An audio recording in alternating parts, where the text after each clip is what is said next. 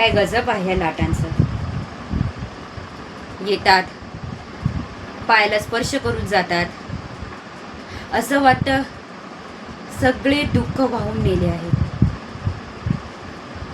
पण जाताना मात्र ओलावा देऊन जातात, अगदी आठवणींसारखा.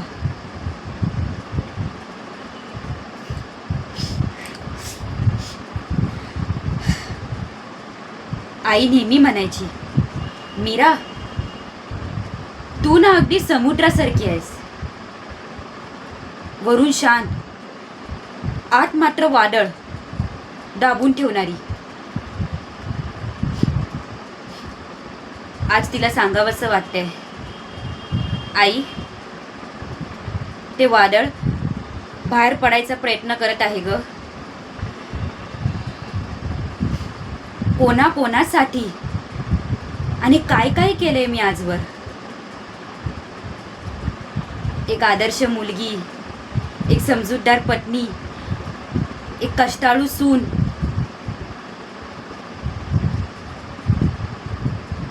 पण ह्या सगळ्या मुखवट्या मागे मी कुठे हरवले हे मला कळलंच नाही.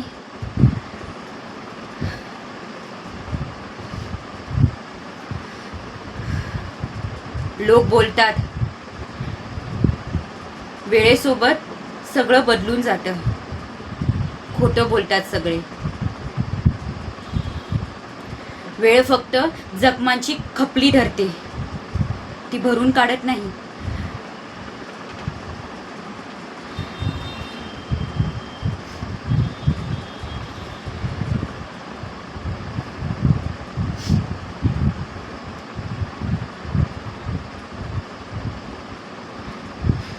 कधी कधी वाटतं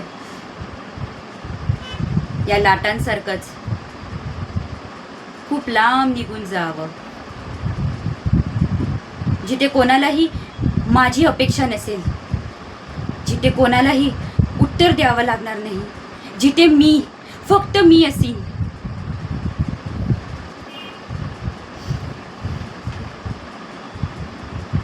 पण आयुष्य हे या वाळूसारखं असतं ना.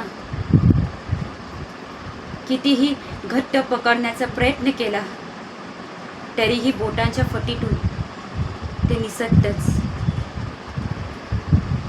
मग कशासाठी हा अट्टाहास, कशासाठी ही धावपळ. आज पहिल्यांदा स्वतःला प्रश्न विचारावंसं वाटते, मीरा, तू शेवटची मनापासून कधी हसली होतीस.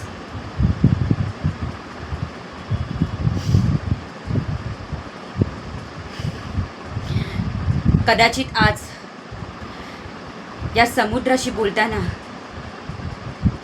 कारण त्यालाही माहिती आहे